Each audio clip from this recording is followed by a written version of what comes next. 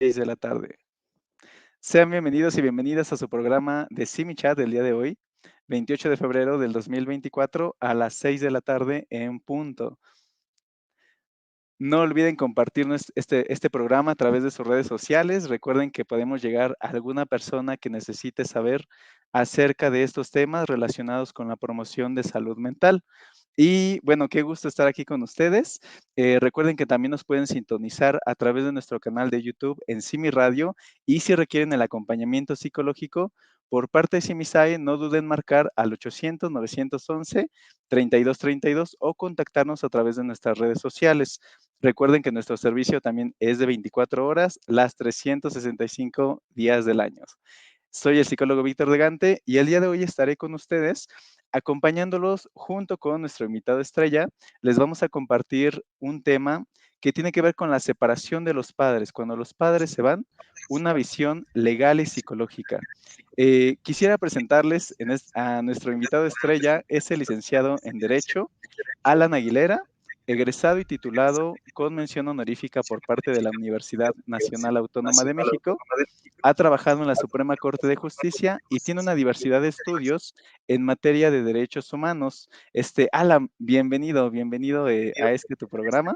Gracias por haber aceptado esta invitación para compartirnos un poco acerca de las implicaciones legales que hay en torno al tema de la separación de los padres. Fíjate que para iniciar un poquito con el tema, aquí en la línea hemos recibido llamadas de personas que están pasando por una separación. Y en ese caso, pues hay hijos de por medio, empiezan un proceso jurídico y llegan a tener pues bastante estrés y me parece que muchas veces es por el desconocimiento del mundo de lo jurídico. Ahí es donde pues entra esta parte, Alan. ¿Qué nos podrías decir sobre las implicaciones del derecho en estos casos de separación de padres y qué derechos hay inmersos, por ejemplo, cuando se da esta separación? Bienvenido, Alan. Muchas gracias Víctor por la invitación. Pues bueno, quisiera empezar con esta imagen que compartimos aquí en este momento. Es un mural que se encuentra en el edificio sede de la Suprema Corte de Justicia de la Nación y creo que nos permite sensibilizar sobre el tema jurídico que a veces es escabroso, es complicado para las personas que no estudian el derecho y también nosotros como abogados lo complejizamos, ¿no? Con nuestro lenguaje. Y este mural, que se llama La historia de la justicia en México, de Rafael Cauduro, si se puede ver, es que se encierran las vidas de las personas en las gavetas dentro de los juzgados.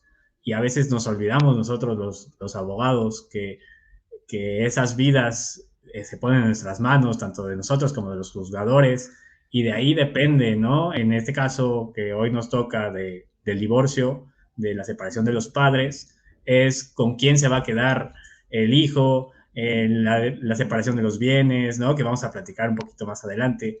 Y en este caso, poder empezar con esto, ¿no? No olvidar que cada decisión que se toma es la transformación de un proyecto de vida en el cual nos permita, pues, decidir lo más justo, ¿no? Entre las partes, que se beneficie cada quien para la convivencia del menor, que sea para la división del patrimonio, ¿no? Entonces creo que ahí es como estas implicaciones, es primero el impacto que se tiene en la vida que se va a dar cuando una de las personas decide separarse de su pareja, y entonces es aquí donde va a haber diversos derechos, ¿no? Que se puedan dar. Fíjate qué interesante, Alan, esto que nos dices, porque en esta imagen, ¿no? Esta parte, como lo mencionas, las vidas están encerradas, ¿no? Y, por ejemplo, compartiéndote un poco de lo que hay aquí en la línea, luego recibimos precisamente estas llamadas y la gente realmente, cuando empieza a entrar en este tipo de procesos, muchas veces está angustiada, en muchas ocasiones, pues hay ansiedad, hay síntomas de depresión, hay crisis, y entonces, pues me parece que esta imagen, pues refleja también esta parte psicológica, ¿no? De alguna forma, esta intersección que empieza a ver entre lo que hay más allá de un caso que es una persona que siente, una persona que está pensando y una persona que está pasando por un proceso altamente estresante. Y justamente, Alan, quiero preguntarte, aprovechar que estás aquí con nosotros. Fíjate que hemos tenido algunos casos en donde las y los pacientes llegan a pensar que levantar una demanda muchas veces tiene que ver con un encarcelamiento inmediato. Pareciera ser que no, pero me ha tocado escuchar en la línea que de repente las personas están muy angustiadas porque dicen, es que quiero levantar una demanda, pero van a venir por él y lo van a encarcelar. Y eso pues ya viene siendo un proceso angustiante. ¿Tú qué nos dirías, qué nos podrías decir como abogado respecto de esta situación?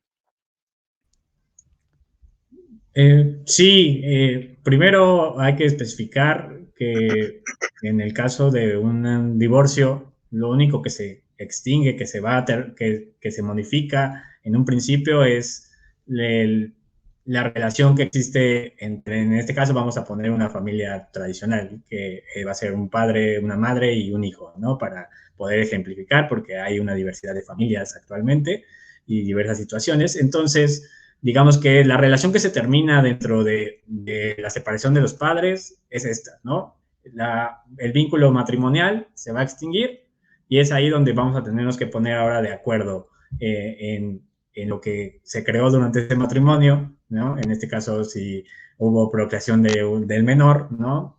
Y los bienes que se llevaron a cabo dentro de este proceso, ¿no? Entonces, una demanda, contestando esta duda que tuvo el paciente, el usuario de la línea, fue que conlleva un encarcelamiento, ¿no? Y esta es la preocupación y el estrés que genera, ¿no?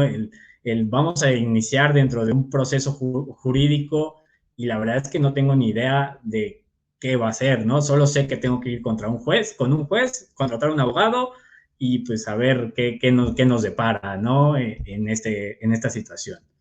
Y es ahí donde se da la protección de los derechos, ¿no? Retomando un poquito la parte anterior de qué derechos hay, pues el principal es proteger los derechos humanos, ¿no? Yo creo que ese es el estándar que se estableció a partir de la reforma del 2011 y que se ha estado pues peleando porque se materialice, en este caso para, por ejemplo, el interés superior del menor, ¿no? Que es el principal que hay que proteger en un proceso, ¿no? Entonces el encarcelamiento de un individuo no se da, solo es la separación de los padres y ahora vamos a ponernos de acuerdo de cuál va a ser la dinámica familiar, ¿no? Esta dinámica familiar que se creó no se va a modificar y se va a modificar en la separación, pero vamos a ver cómo nos arreglamos, ¿no? Los derechos que se pueden dar son diversos, pero quisiera empezar por el principio de interés superior del menor, porque es aquí donde vamos a definir que el menor siga teniendo un hogar, ¿no? Siga teniendo vestimenta, siga teniendo educación, siga teniendo acceso a la salud, ¿no? Que a veces no se sabe ni cómo vamos a determinar quién se queda con el menor, cómo va a ser la convivencia. Yo como madre voy a poder convivir con él.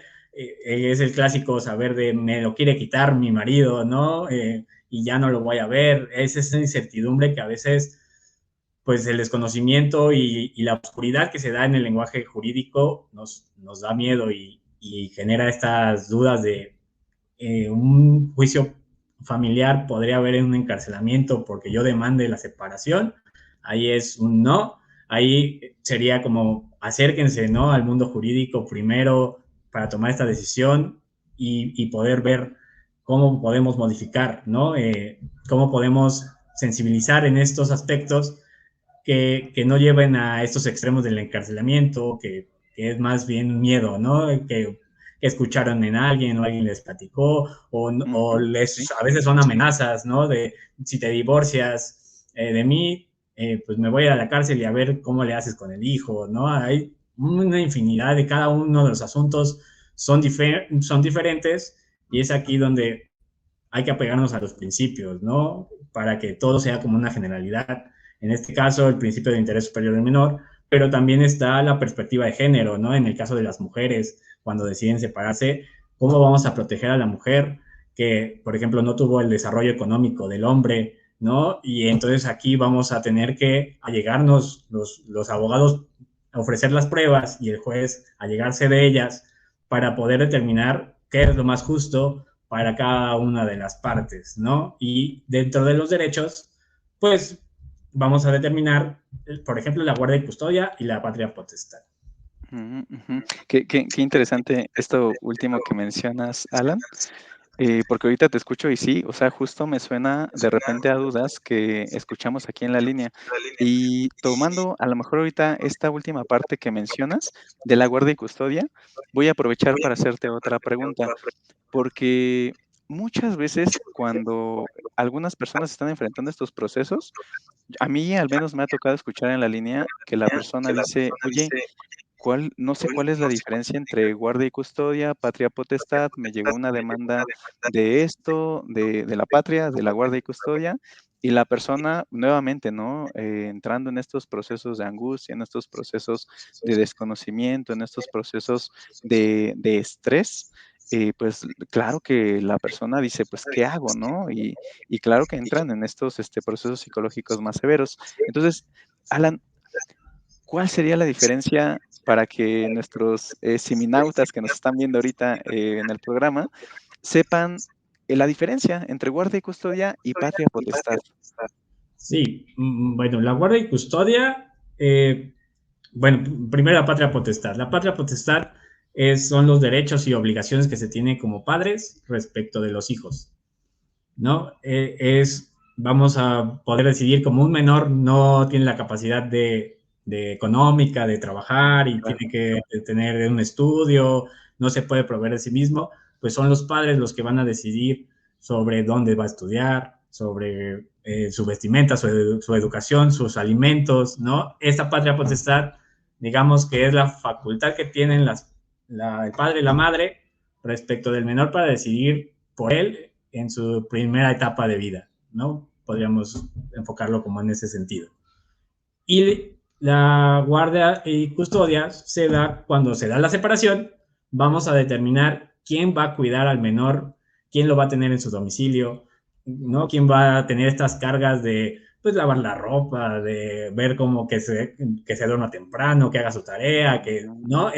Todo este trabajo que a veces se oculta y se determina como hacia la mujer, ¿no? Que son cosas que dentro del machismo que puede existir, se dice, la madre es el que lo cuida, y generalmente se tiene esa idea, ¿no? De la guardia y custodia es para la mamá, porque la mamá tiene este deber de cuidado y se da esta generalidad, ¿no? Hacia la madre. Pero no, puede ser que el padre le pueda dar un estilo de vida distinto al hijo porque tiene mayor tiempo o hace home office, por ejemplo, ahora que estamos en la realidad virtual, ¿no? Bueno, en este contacto virtual, de que el Sí. padre pueda estar más al pendiente de poder ir a recoger al hijo, tenga más tiempo. Cada una de las situaciones son diversas, pero entonces la guardia y custodia es quién se queda con el hijo físicamente, y la patria potestad, pues los derechos que se tienen.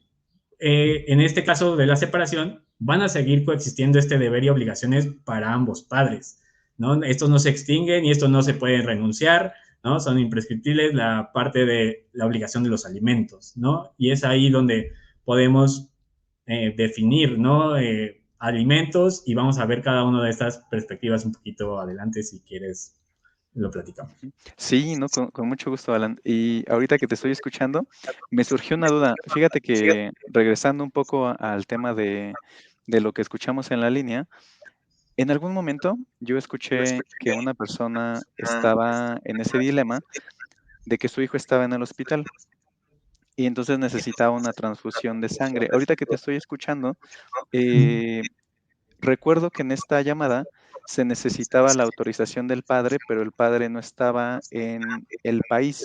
Entonces, claro que nuevamente esto empieza a generar una angustia en la madre, ¿no?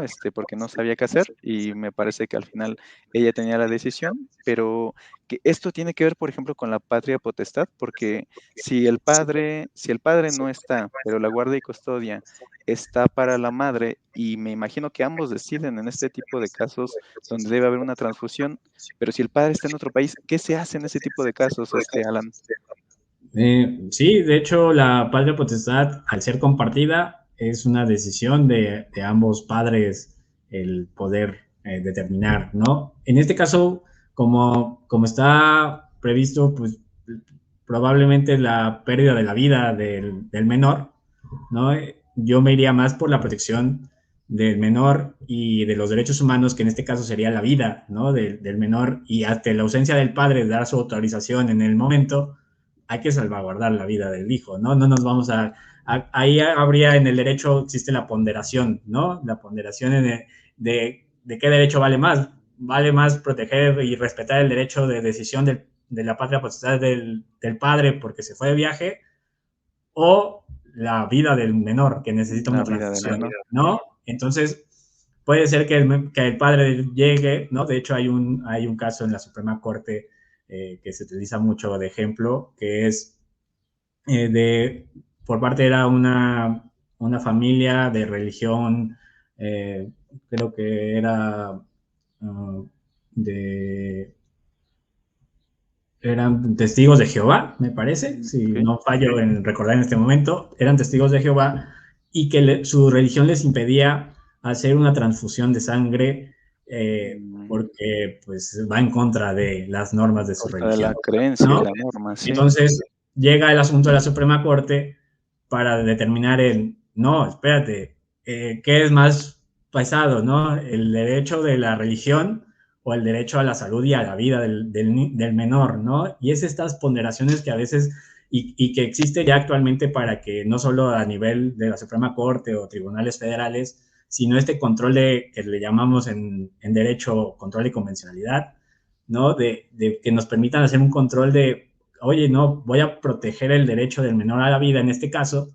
aunque vulnere esta patria potestad que eran obligaciones y derechos del padre, y siempre vamos a ir hacia este lado de los derechos humanos. Actualmente, afortunadamente, ya hay como un trabajo en México Ujú. donde podemos priorizar en estos asuntos, pues, pues la vida del menor, ¿no? El interés superior de la niñez, en todo caso, y el juez está facultado para proveerse de pruebas, ¿no?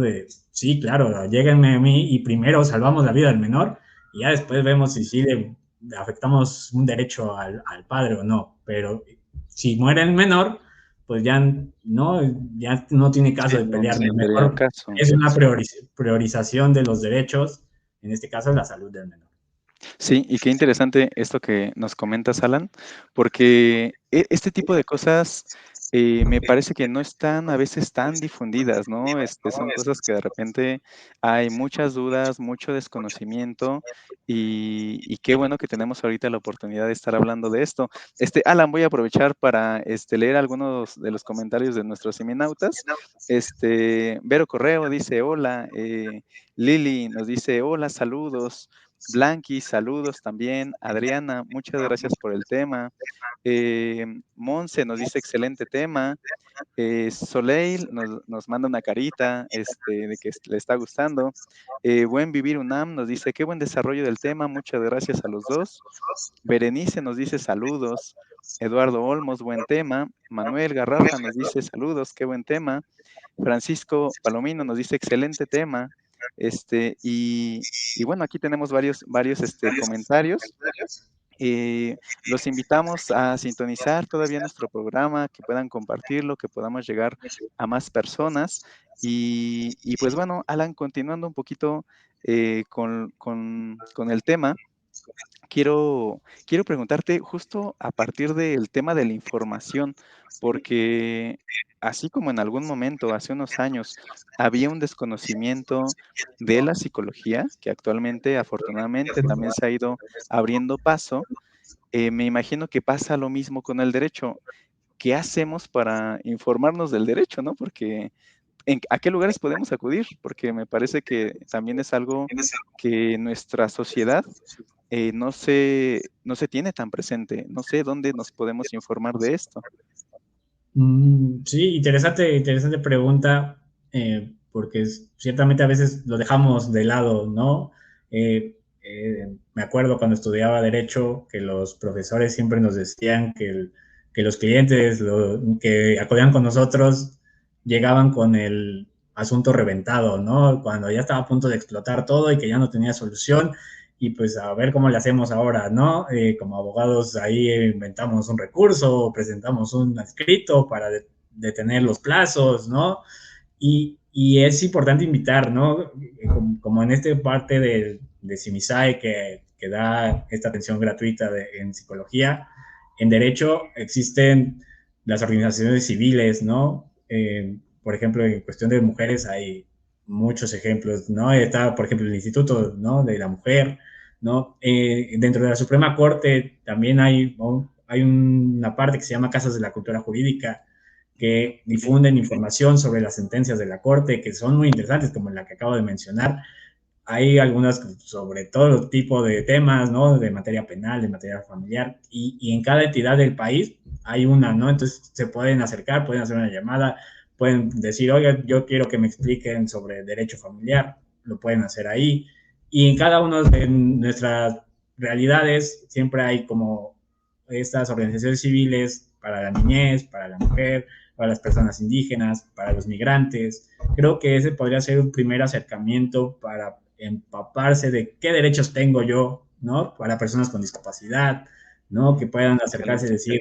decir, ¿qué es el derecho primero, ¿no? ¿Qué es en este caso, por ejemplo, guarda y custodia o no sé qué es eso, ¿no? A veces eso es un lenguaje muy extraño que usamos en el derecho, que nosotros no, lo tenemos muy común y lo podemos platicar, pero a veces explicarlo a la persona que acude a nosotros es complejo, ¿no? A veces es como de, pues yo lo estudié y pues así lo entendí porque el código, el artículo 300 del Código Civil lo expresa así, pero Claro. hacerlo cotidiano para las personas es complejo, es un trabajo que creo que nos falta como abogados, ¿no? Poderlo sensibilizar y poderlo acercar a la ciudadanía, porque qué bueno que se abra este espacio, por ejemplo, en CIMISAE, ¿no? De vamos a hablar un poquito de derecho, porque Sí. los usuarios de la línea les piden como de, pues es que yo tengo un asunto y no sé qué hacer y es estresante y no entiendo estos conceptos, pues qué bueno que se dé esta apertura, ¿no? En diferentes foros a lo jurídico para perderle el miedo, ¿no? A saber sobre derecho porque nos afecta a todos, ¿no? Son las reglas del juego, ¿no?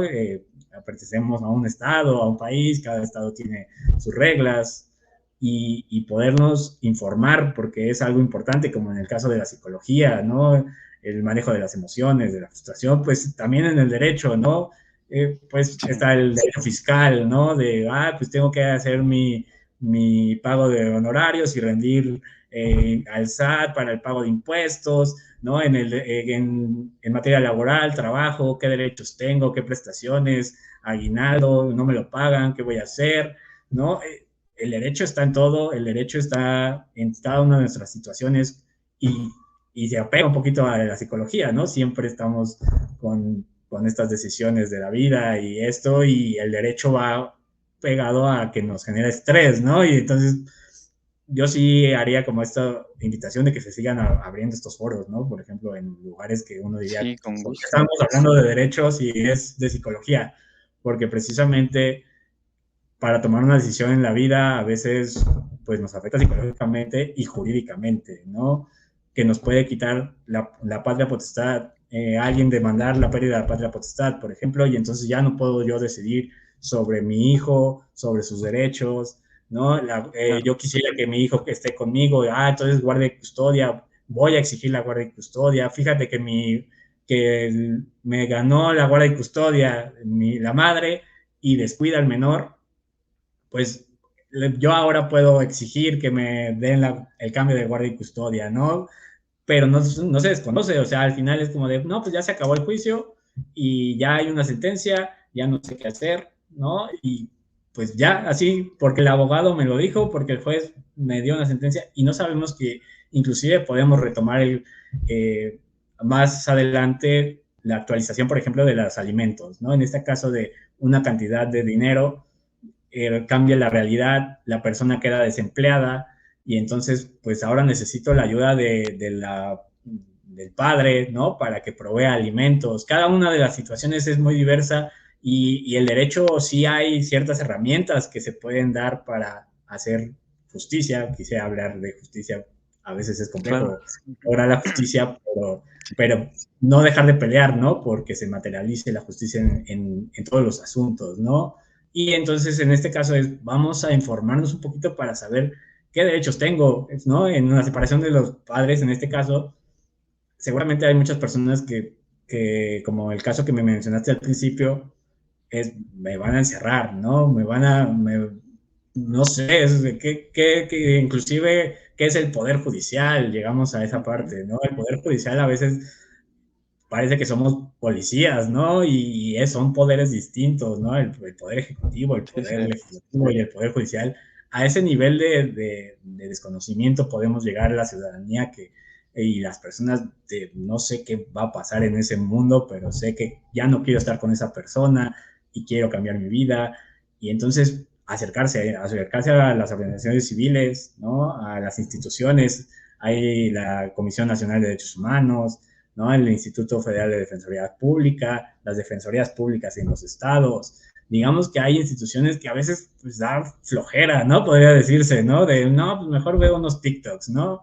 Y hay bastante información, ¿no? Si uno busca información sobre derecho, la puede encontrar y de fuentes importantes, ¿no? Pero a veces es esto, nos da miedo, nos da flojera, como, no, pues el derecho, no, ay, no, prefiero ver otras cosas, ¿no? Pero es importante acercarse como es importante la psicología. Ujú. Sí, y justo que, como dices, ¿no? Qué bueno que se abren también estos espacios para seguir informando sobre esto. Y fíjate que ahorita que estabas hablando de esto, me acordé también de un caso. Te cuento un poco en qué consistía, ¿no? Porque yo he escuchado, por ejemplo, que hay personas que en algún momento están en una cuestión de guarda y custodia y ya de pensión alimenticia. Me parece que el padre en este caso, pues ya estaba dando la pensión alimenticia, pero en algún momento el padre deja de trabajar. Pero según los relatos, es esta parte en donde el padre lo hace con cierta intención. Esta parte de no voy a trabajar porque ¿qué implica esto, no? Que yo no quiero pagar esa pensión alimenticia. Y entonces, ¿qué se hace en estos casos, Alan? Donde se tiene la obligación, entiendo que jurídica, de que yo como padre tengo que pagar una pensión alimenticia, pero no decido no pagarla y decido renunciar a mi trabajo y decido no trabajar con tal de esa intención de, pues, no cumplir con esa obligación. Y además que psicológicamente, pues, implica también un abandono, ¿no? De un descuido hacia el hijo o hacia el menor. Entonces, yo te preguntaría esto, ¿no? ¿Qué pasa en esos casos? ¿Qué puede hacer, por ejemplo, una madre? No es solamente es algo exclusivo de madre o padre, pero yo lo he escuchado más con madres. Entonces, ¿qué puede ser una mamá que está pasando por estas situaciones donde el padre del hijo decide ya no trabajar? Sí, suele pasar, es algo común, eh, que lamentablemente, ¿no? Porque estamos hablando del impacto en la vida del menor, ¿no? De esta privación de recursos para que tenga un hogar, alimentos, educación, salud, ¿no? Es lamentable esto. Y justamente el derecho, ¿no? Establece que se provean los alimentos por los ascendientes. Para el caso del menor, si los padres no lo pueden proveer, si no tienen los recursos para darle alimentos que se tienen que dar como un mínimo vital, ¿no? A los menores, vamos a irnos con los ascendientes, es decir, con los abuelos, ¿no? Vamos a ver qué recursos tienen los abuelos, porque un menor de edad no se puede quedar sin sus alimentos en el sentido de ropa, comida, educación, salud, ¿no? Hay que ver de dónde sacamos el recurso económico para poder, eh, pues, pues, poderle brindar una vida digna, ¿no? Al menor que se separaron sus padres, pero hay que asegurarlo de alguna forma, ¿no? Si el padre ya no tiene un trabajo, pues vamos con los abuelos, ¿no? Vamos a ver si los abuelos tienen los Okey. recursos que nos puedan dar, ¿no? Justo como mencioné al principio del programa, y redundante, el principio del interés superior del menor, ¿no? que nos establece a nivel convencional de hay que proteger al menor como sea, ¿no? Prácticamente es eso, Claro. es el prioritario y en el caso de separación de padres, vamos a ver primero al menor, ¿no? Vamos a ver en qué estado se encuentra, ¿no? Por ejemplo, los casos de violencia familiar, vamos a ver si el menor está en condiciones de ser cuidado por ambos padres y creo que en esta parte podría ir las periciales psicológicas, ¿no? Ahora aprovechando que te tenemos aquí como psicólogo y a veces los abogados, pues contratamos un abogado, un psicólogo, pero desconocemos muy las precisiones, ¿no? Las minucias de las periciales psicológicas para poderlas explicar a las personas de manera clara. Entonces, no sé si tú nos podrías apoyar, ¿no? En este caso, vamos a ver si las periciales psicológicas nos permiten ver que este padre ejerce violencia, ¿no? Podemos decir violencia económica al renunciar al trabajo para perjudicar al menor. Por lo tanto, yo como si fuera juzgador diría, pues no, no le voy a dar la guardia y custodia a esta persona, ¿no? Mejor se lo voy a dejar a la Claro. madre y vamos a ver si los ascendientes, los abuelos, pueden proveer de los alimentos, ¿no? Y es así como se puede buscar alternativas, siempre salvaguardando pues la protección del menor. Claro, y retomando, por ejemplo, esto que me dices, y que ahorita que nos están escuchando los seminautas, una pericial psicológica básicamente es un documento, es una evaluación que va a hacer el psicólogo. Entonces, ¿qué es lo que vamos a ver aquí como psicólogos periciales en este tipo de situaciones? Vamos a ver el estado emocional de la persona, vamos a ver su personalidad, vamos a ver su inteligencia. Ahorita voy a hacer una acotación en esta parte. Vamos a ver su grado de mentira. Vamos a ver, para efectos de este tipo de casos, vamos a ver lo que son los estilos de crianza y vamos a ver si hay presencia de violencia. Por ejemplo, uno como psicólogo va a evaluar a las partes, va a evaluar en este caso al demandado y al demandante. En algunos casos se va a evaluar también a los testigos para efectos del caso. Y entonces, por ejemplo, voy a poner un ejemplo, pero yo aplico una prueba de inteligencia y la inteligencia la voy a entender para efecto de estos casos como la capacidad que tiene una persona para resolver problemas.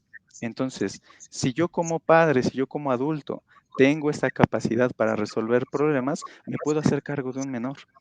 Y esta parte está muy interesante, Alan y Siminautas, porque hemos visto en algunas investigaciones que cuando la capacidad de solucionar problemas es alta, la violencia es baja o nula. Y viceversa, ¿no? Si de repente encontramos y aplicamos una prueba en donde encontramos una violencia alta en la persona, pues es muy probable que encontremos una baja capacidad para resolver problemas cotidianos.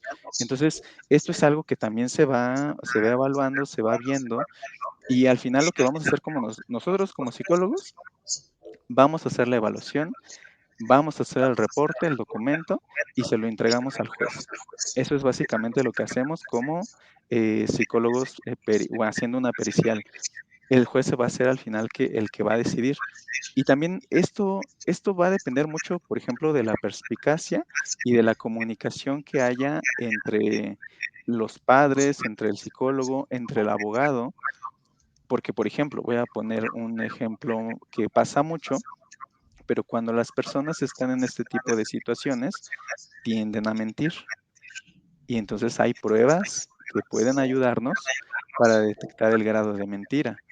Y entonces si de repente vemos una persona que dice que es responsable, que se hace cargo de la pensión alimenticia, que es una persona ejemplar, y de repente encontramos en estas pruebas que hay grado de mentira, que si hay violencia, que pues hay otras variables que vamos analizando y que van apuntando un poco a que tal vez eso no sea tan cierto, lo ponemos en el reporte.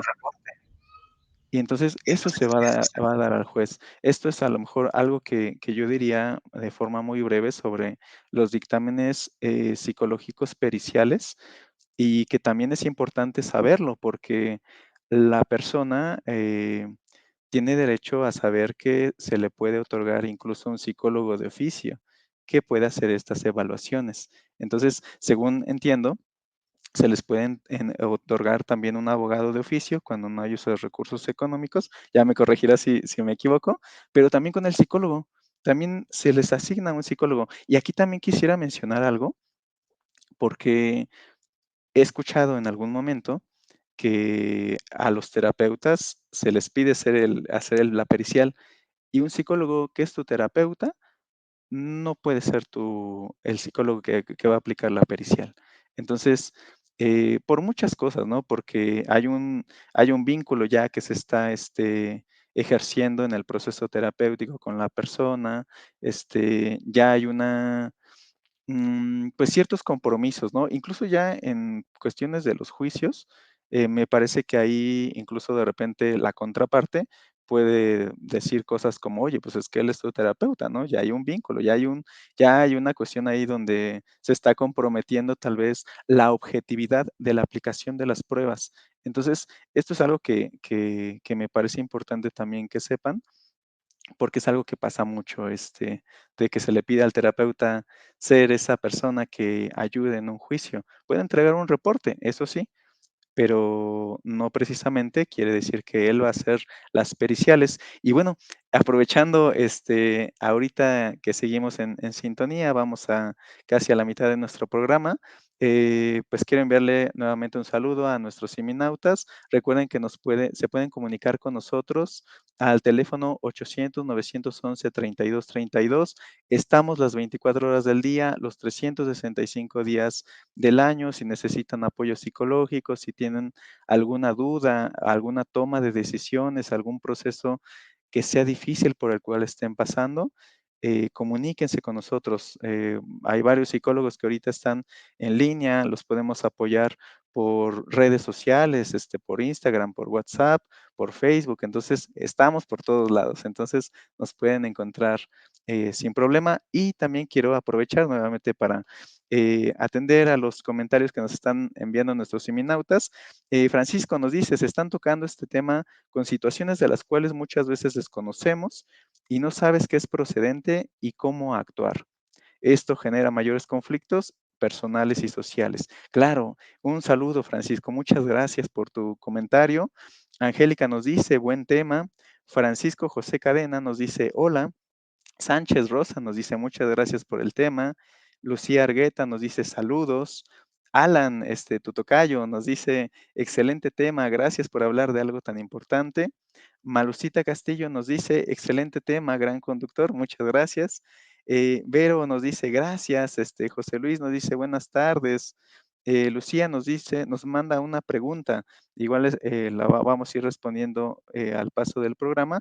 ¿Cómo saber si un padre o una madre es legalmente apta o psicológicamente para cuidar de sus hijos? Justamente, ¿no? Retomando a lo mejor ahorita un poco el comentario, es ahí donde se van aplicando estas pruebas que tienen pues esa objetividad y que nos van determinando en qué condiciones está el padre o la madre. Por ejemplo, hablando en materia de cuidado de un hijo, tenemos que evaluar, por ejemplo, los estilos de crianza, si tienen un estilo de crianza permisivo, si hay cierta violencia, si hay alguna cuestión de negligencia. Entonces, todo eso lo va a evaluar el perito y va a sacar el resultado, ¿no? Concluyente, que al final, como psicólogos, no nos toca decidir.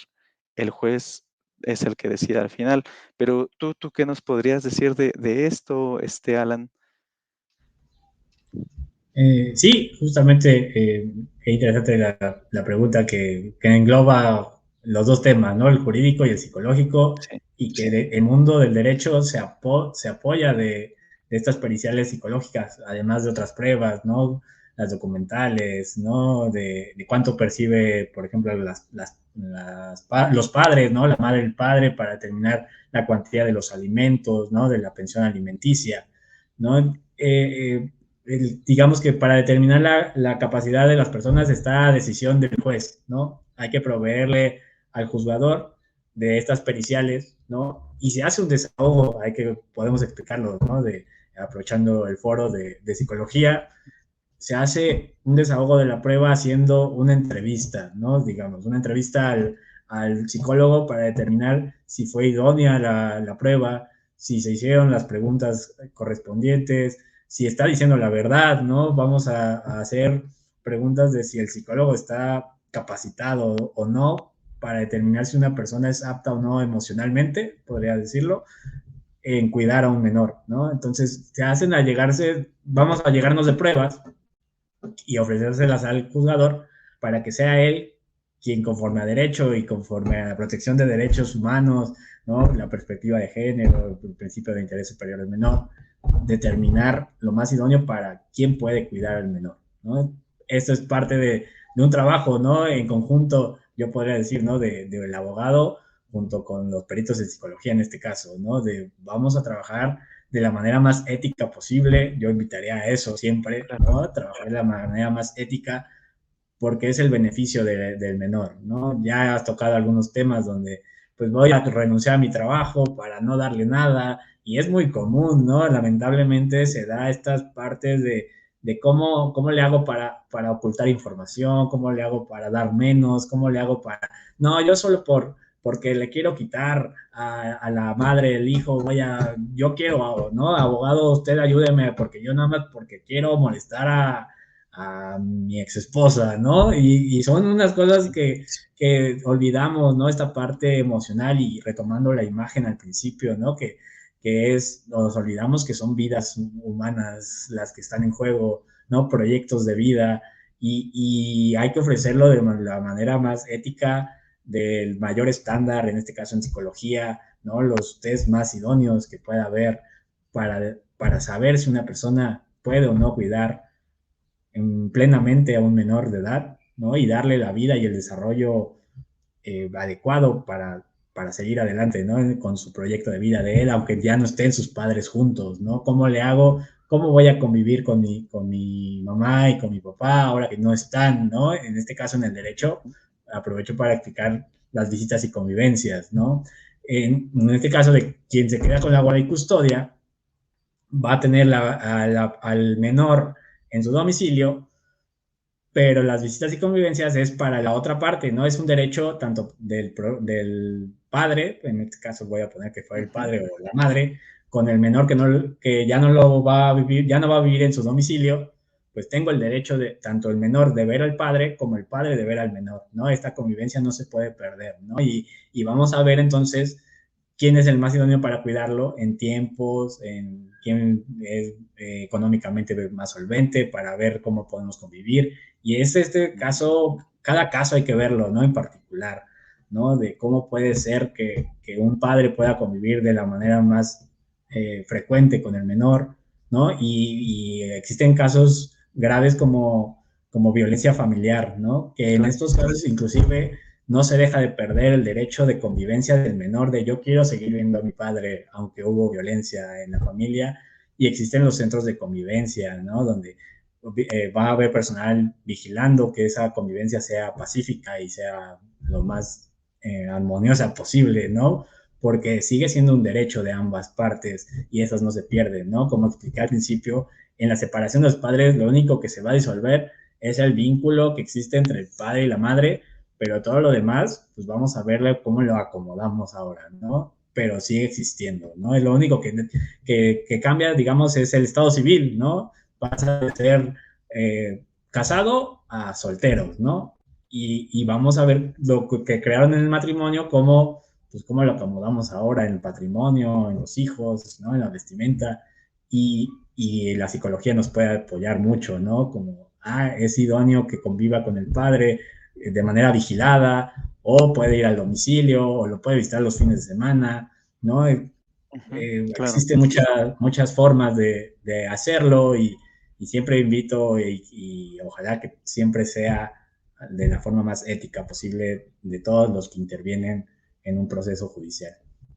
Sí, y fíjate que ahorita estaba pensando, que desde la parte psicológica, cuando hay una separación de los padres, efectivamente, ¿no? Ahorita, continuando con tu idea, se separan los padres, porque muchas veces lo que ocurre en este tipo de procesos es que al niño lo convierten en el espía, ¿no? Por ejemplo, de Mm, repente está el padre diciendo: "Oye, ¿sabes qué? Investiga qué está haciendo tu mamá", ¿no? Y la mamá igual, va de regreso el niño, ¿no? Y entonces, ese tipo de cosas, claro que van afectando al pequeño, al menor de muchas formas. Incluso a veces los niños desarrollan una sensación de culpa y dicen: "Es que yo me siento culpable porque hacia dónde me inclino, ¿no? A mamá, papá, y si le digo a mamá, papá se enoja, y si le digo a papá, mamá se enoja", y entonces el niño queda en medio.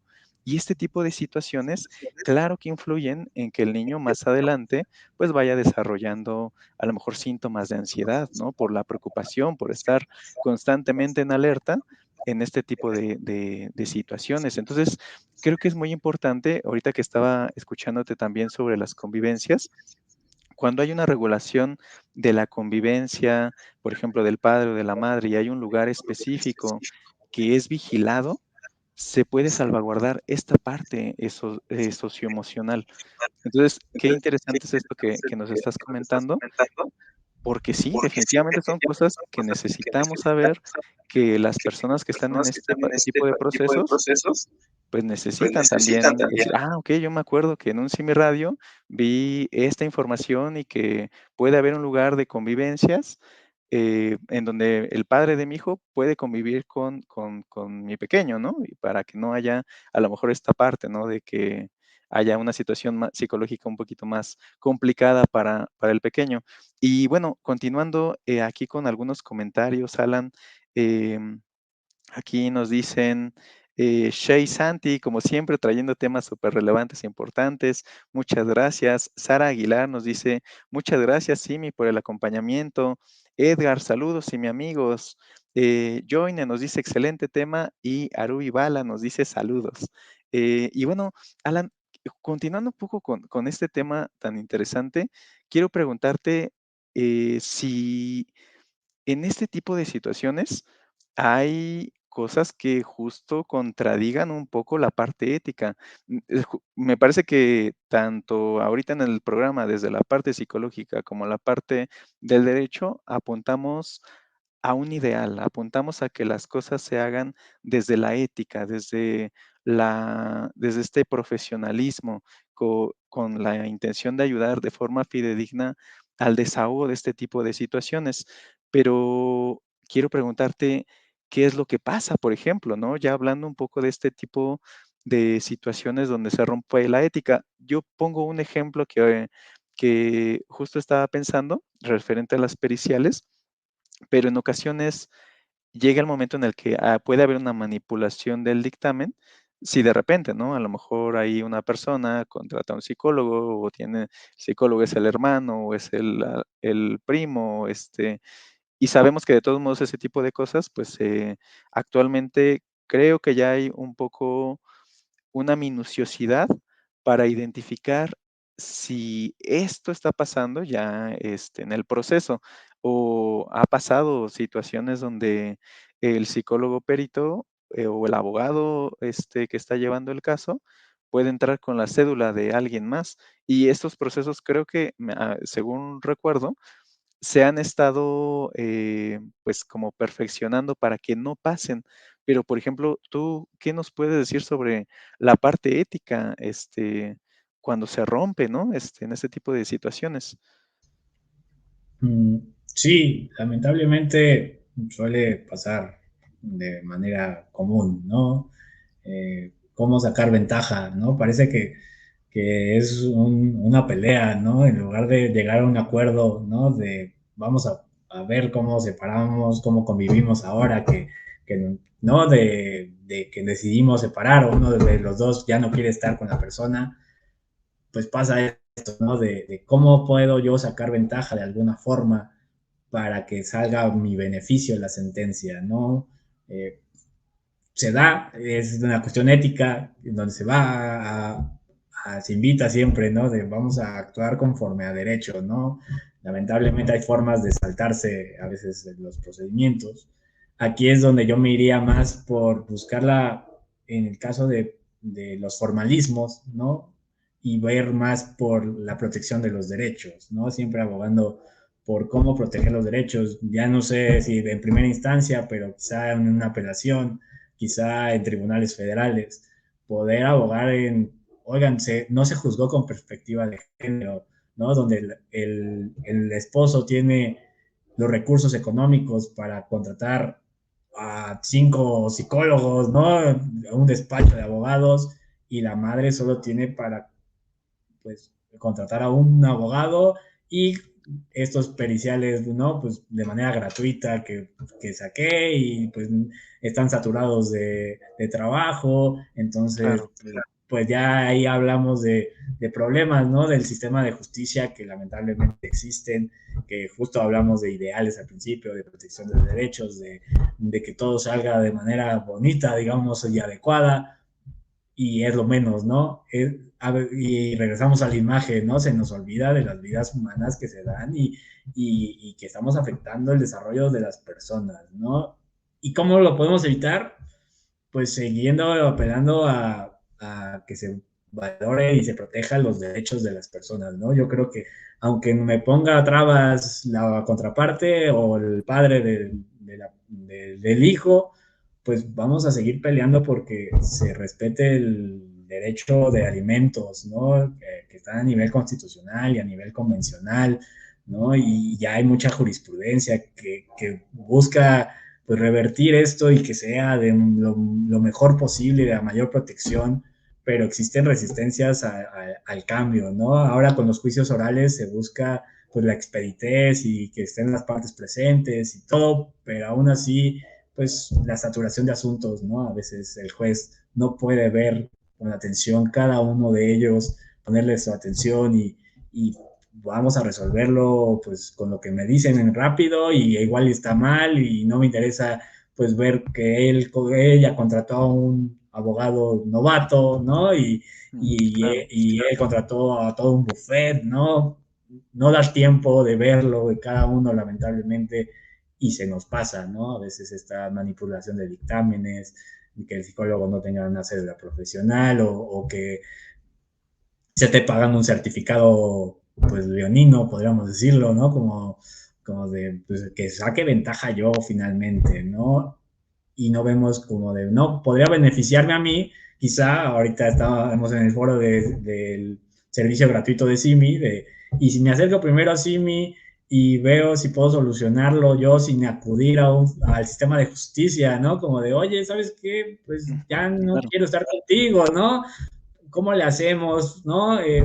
Acudí al servicio gratuito de CIMI, ¿no? Y tomé esta decisión un poquito más consciente, ¿no? Quizá eso nos permita que los asuntos que lleguen a juicio sean los menos, ¿no? Porque justamente existe una saturación del sistema de justicia, y quizá buscar estos nuevos métodos, nuestras formas de resolver conflictos, como acudir con los psicólogos, ¿no? Y poderlo gestionar nosotros en terapia, ¿no? Quizá eso pueda solucionar un poquito para, ok, no lo podemos solucionar, pero ya podemos llevarnos un poco mejor para llevar una conciliación ya en el sistema de justicia, y no necesito la sentencia de un juez, mejor un convenio, y un convenio que se lleve más a las partes, ¿no? Entonces, yo creo que abogaría más por vámonos a la trinchera de ustedes, ¿no? De los Sí, psicólogos, échenos la mano, ¿no? Al sistema de justicia, para que podamos llegar a acuerdos un poquito más fácil, ¿no? Y pues de mayor protección, y que nos beneficie a todos, ¿no? Una convivencia sana, ¿no? Creo que esa sería como mi conclusión de, vamos a tratar de congeniar la psicología y el derecho, ¿no? De la manera más amena, y perderle el miedo a saber de psicología, perderle el miedo a saber de derecho, ¿no? Y que podamos, pues, generar esta frase que me gusta de ustedes, ¿no? De ser feliz si se puede, ser ¿no? feliz sí se puede. Creo que me agrada también, para de ser feliz en el derecho también se puede, ¿no? Pero pues hay que poner y ceder cada uno de las partes, y es difícil, ¿no? A veces lo hacemos complicado también los abogados, ¿no? Siempre hay que ponernos del lado de nuestro cliente, ¿no? Cuando podríamos llegar a otros acuerdos, ¿no? Eso creo que podría ser como conclusión, ¿no? Creo que ya se nos está acabando el tiempo, ¿no? Sí, Entonces, justamente.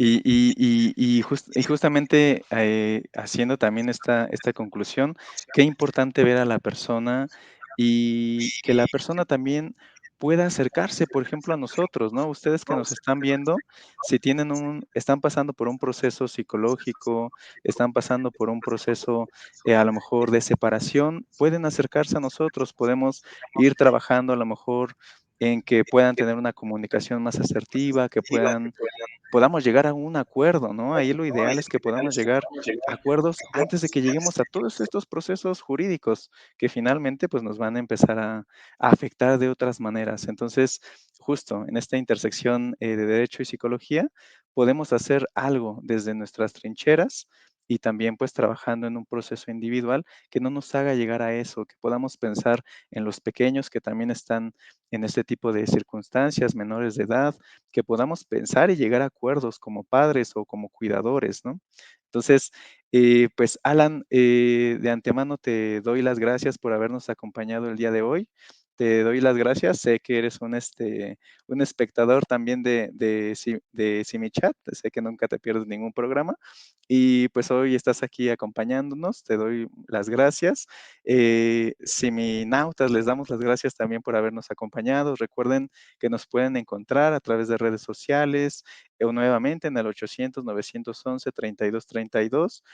Somos más de 100 psicólogos que los podemos ayudar en estos procesos y les damos las gracias. Tengan una excelente tarde en este día 29 de febrero del 2024. Alan, te agradecemos mucho que hayas estado aquí con nosotros. Gracias.